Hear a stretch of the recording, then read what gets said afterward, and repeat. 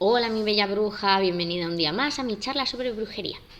En el día de hoy vamos a ver qué son las runas, concretamente las runas Futhark, también llamadas runas antiguas o runas vikingas. Vamos a ver sus usos para la magia o como oráculo. No vamos a ver hoy el significado de cada runa porque si no el vídeo sería muy extenso, pero os recuerdo que podéis encontrar la guía completa de runas en mi tienda de Etsy. Hasta el día de hoy es la guía más completa y más larga que tengo. Te invito a que le eches un ojo. Si te interesa de verdad el tema, te invito a que investigues más en profundidad porque las runas, al igual que el tarot, son un mundo muy amplio donde el que es especialista debe estudiarlas y practicar con ellas durante mucho tiempo. Entonces, bueno, vamos a empezar.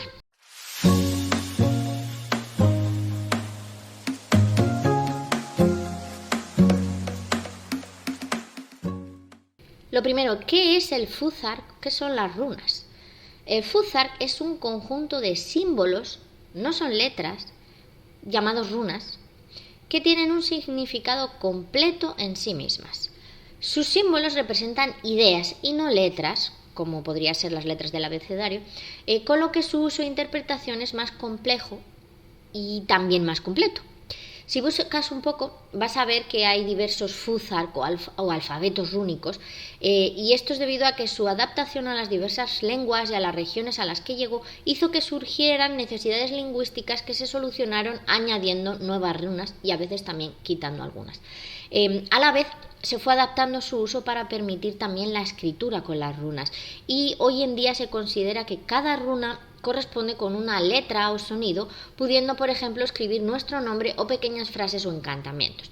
Quiero insistir que el Futhark no es un alfabeto compuesto por letras o sonidos, sino que son símbolos cargados de un profundo significado, lo cual lo hace ideal para propósitos mágicos.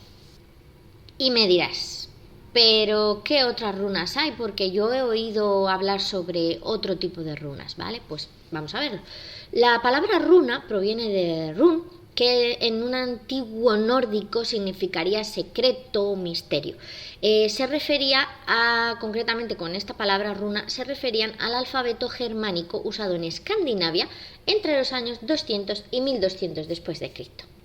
Después de esta pequeña clase de historia, por lo tanto, podemos decir que la palabra runa se refiere exclusivamente a estos caracteres y a ningún otro.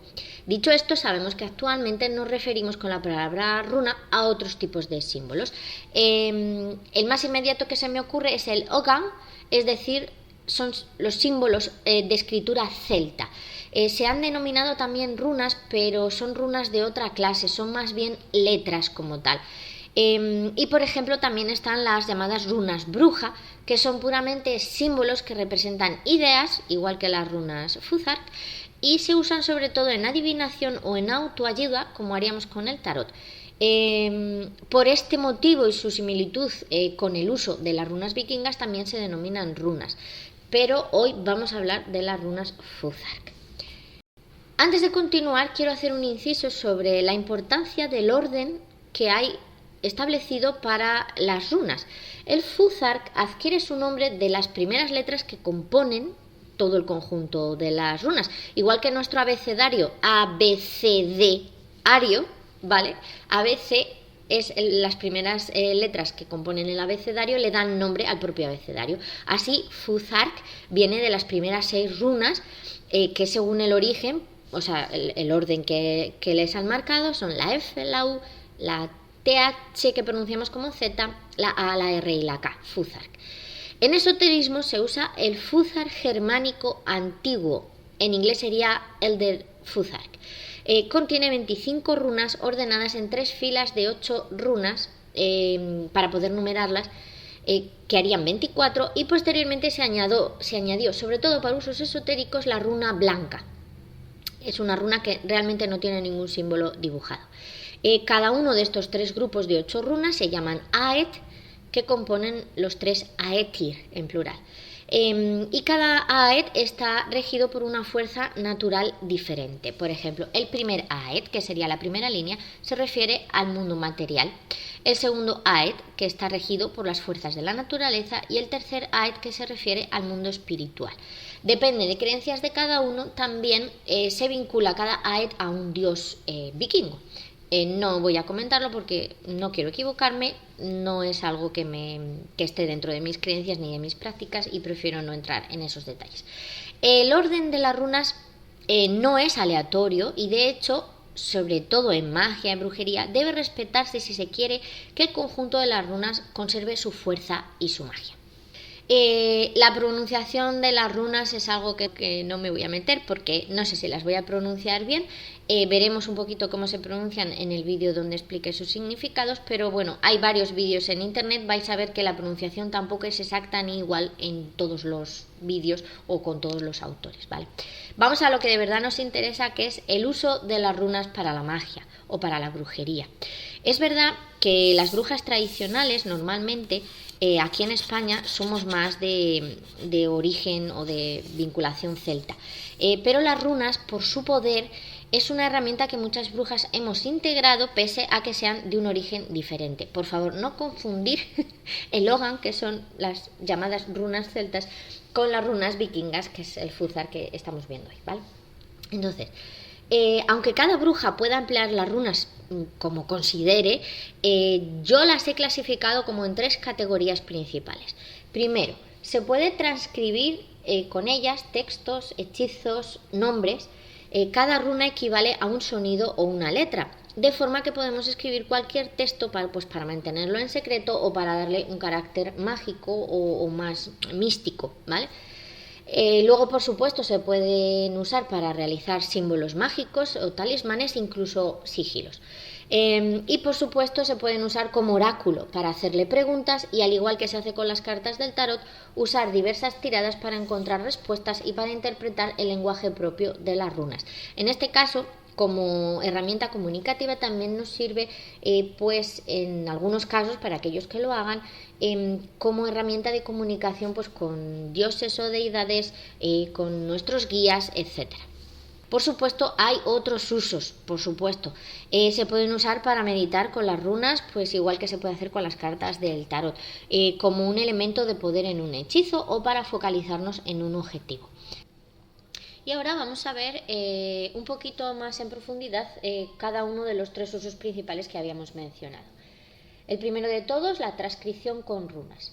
Transcribir significa convertir nuestros sonidos y letras en runas. Según el sonido de cada letra va a ir asociado a una runa en concreto.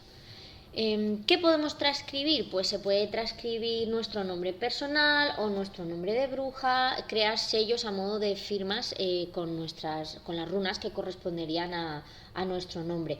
Esto se puede hacer de forma muy creativa o de una forma más literal.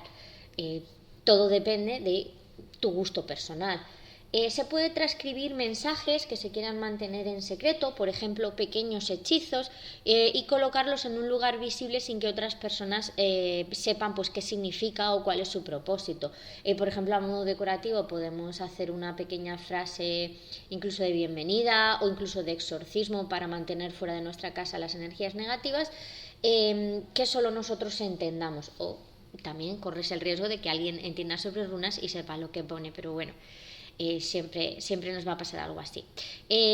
Para transcribir pues realmente es muy fácil. Escribes una frase concreta que vaya directa, que exprese de forma muy definida el objetivo que quieres conseguir, y simplemente cambiar las letras por sonidos. Por ejemplo, K, K, Ki, Koku, independientemente de si lo escribes con C, con K o con Q, se van a transcribir por la misma runa, porque suena igual.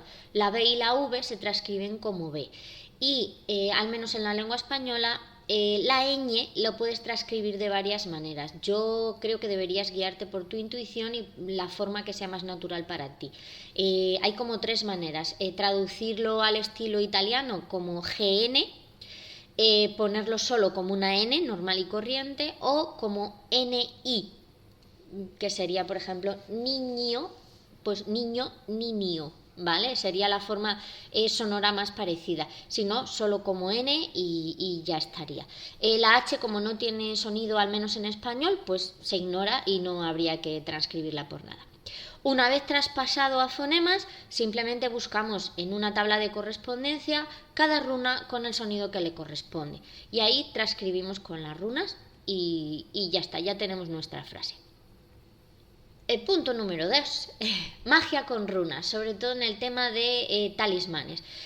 Para usar las runas en magia se suele elegir la runa que más se acerque al objetivo de lo que queremos conseguir y se graba o se dibuja en un papel, en madera, en nuestro cuerpo o en algún objeto, ¿vale? Incluso directamente, yo qué sé, en el fondo de un armario o en las tapas de nuestro grimorio. Hay muchos usos que se le pueden dar a las runas. Cuando combinamos 2 o más runas, ya estamos hablando de runas más complejas. Se suelen denominar runas vinculadas o runas enlazadas, que el nombre original sería Bindrunes. Es varias runas dibujadas formando un símbolo que puede pues ser lo mismo, tan estético como nuestro gusto, como deseemos. El poder de los Bindrunes radica en la unión del poder de cada runa que lo compone. Para crear un Bindrune, pues lo mismo lo mismo que hacemos siempre en cualquier trabajo mágico. Hay que definir muy bien el objetivo que se desea conseguir, elegir qué base se va a usar, pues no es lo mismo usar 2 runas que usar 4 runas para formar una cruz, por ejemplo. Hay diversas formas. Tenéis una guía un poquito más específica con varios ejemplos en la guía que creé, que podéis encontrar en mi tienda de Etsy. Una vez tenemos la base, pues vamos a elegir qué runas se adecúan al objetivo que queremos conseguir, que se combinen de forma armónica. A partir de ahí vamos a diseñar el símbolo combinando las runas elegidas, para lo cual podemos rotarlas, girarlas, ponerlas más grandes, más pequeñas, un poco para que la runa definitiva, el Bindrune final, quede a nuestro gusto. Incluso también se pueden duplicar, hay que tener en cuenta que así se reforzaría su influencia en el conjunto, y bueno, en definitiva puedes hacer el cambio que desees. En este caso no importa demasiado que las inviertas, no así como cuando las usamos como oráculo de forma adivinativa, que sí que importa si están invertidas, pero realmente al crear un Bindrune no, porque realmente no le estamos... nuestra intención no es que su significado sea inverso, ¿vale? Simplemente es una forma de colocarlas de una manera pues estética y armónica. Cuando tengas el Bindrune creado, el boceto que te guste, que te resuene, entonces colócalo en el lugar donde va a hacer su trabajo. Pues si es una runa para reforzar tu valentía, pues puedes grabártela en el cuerpo, o hacer un amuleto con ella que lo lleves puesto. Un amuleto, no un talismán, que lo lleves encima. Si es una runa protectora para el hogar, pues ponla en un lugar de tu casa, cerca, pues depende si es para evitar que entren malas energías, pues en las puertas, en las ventanas, o bueno, ya eso depende de tus creencias y cómo lo vayas a aplicar y de tus conocimientos.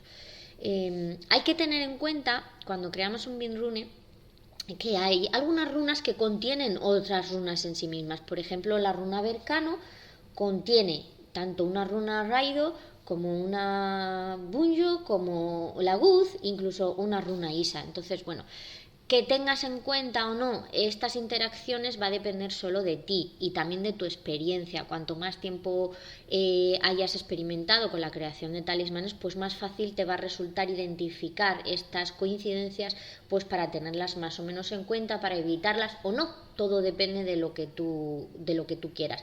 Yo sí que es verdad que lo tengo en cuenta y tengo cuidado de qué runas se me están formando de forma secundaria, por si acaso. La tercera forma de usar las runas, ya dijimos que era como oráculo. En realidad las runas se han concebido desde la antigüedad como un sistema de comunicación con el universo o con los dioses, las deidades, y también con el inconsciente. Tradicionalmente se considera que las runas no son tanto un sistema adivinatorio, sino un sistema de comunicación. La persona que consultaba las runas y que se encargaba de interpretar los resultados o los mensajes era el llamado Bitki, y perdonad por la pronunciación. La forma de echar las runas es muy similar a la de las cartas del tarot. Si tienes experiencia con estas, pues es muy parecido. Incluso algunas tiradas puedes usarlas también para las runas. Aunque hay distintas formas de consultar las runas, hay unos pasos en común que son pues extender un tapete o una tela que va a ayudar a proteger nuestras runas, es algo más bien práctico y además ayuda a nuestro inconsciente a prepararse para este lanzamiento de runas. Lo segundo, pues concentrarse en el problema o la situación sobre la que queremos preguntar y depende del Bitki si hará una pregunta concreta o dejará que las runas vayan a hablar o vayan a decir su mensaje sin preguntar nada. Y luego, por supuesto, hay que interpretar el resultado según la posición de las runas. El Bitki siempre va a poder elegir si usar la runa blanca o no usarla, dependiendo de sus creencias o de lo que él prefiera en ese momento. Y además, si va a usar el significado de las runas invertidas o de las runas Merkstave. A la hora de echar las runas también hay diferentes métodos. Yo los voy a dividir solo en dos, el método que llamo moderno y el método que llamo tradicional. El método moderno pues es ir sacando las runas una a una de una bolsa y las colocas en las posiciones adecuadas según la tirada que vayas a hacer. Cada lugar de la tirada va a tener un significado. Por ejemplo, pues presente, pasado y futuro, que es la típica de tres runas o de 3 cartas. En el método tradicional se usa un tapete, una tela con un dibujo que nos marca normalmente una circunferencia y se van a tirar un puñado de runas que pues van a depender un poco también pues de la tradición o de las creencias del Bitki, si van a ser más o menos. Normalmente es un número aleatorio, se mete la mano y es un poco las que te llaman, las sacas, las tiras sobre el tapete y depende del lugar donde hayan caído y su posición y la relación con otras runas se van a ir interpretando, sobre todo en interacción unas con otras o en interacción con el lugar sobre el tapete en el que han caído. Esta forma de interpretar quizás es más libre y también un poco más complicada si eres principiante. Entonces te recomiendo que empieces con tiradas tipo tarot, tiradas que sepas qué significa cada posición. En el PDF que os he dejado en Etsy es una guía muy completa donde explico en detalle cada uno de estos métodos, incluso variantes dentro del propio método. Y también explico un poco significados y cómo usar runas invertidas y runas Merkstave. Más bien el significado Merkstave, que es un poco cuando el significado no es completamente invertido o antónimo, sino más bien en un sentido de exceso o de abuso. Por ejemplo, una runa que signifique valentía, su significado Merkstave nos va a hablar de un exceso de valentía que puede llegar a ser temeridad, por ejemplo. Y bueno, estos serían los 3 usos principales, aunque como ya hemos dicho hay otros, pero estos quizás sean los más comunes o los que la mayoría de la gente ha probado o ha practicado alguna vez. Si alguno de ellos lo desconoces, pues te invito a que te pongas manos a la obra porque el uso de runas y la práctica con runas, la verdad es que a mí me parece muy completa y que da para mucho. ¿Y tú? ¿Usas las runas en tus prácticas mágicas? ¿Conoces sus significados? ¿Las usas como oráculo o como sistema adivinativo? Déjamelo en comentarios, que me interesa mucho saber cómo usáis las runas. Y bueno, pues ya lo de siempre. Un me gusta si te ha gustado el vídeo, que me ayuda mucho a seguir creciendo y animarme a hacer más vídeos. Y por supuesto suscríbete para no perderte las próximas charlas. Así que un abrazo, mis bellas brujas, y hasta el próximo vídeo.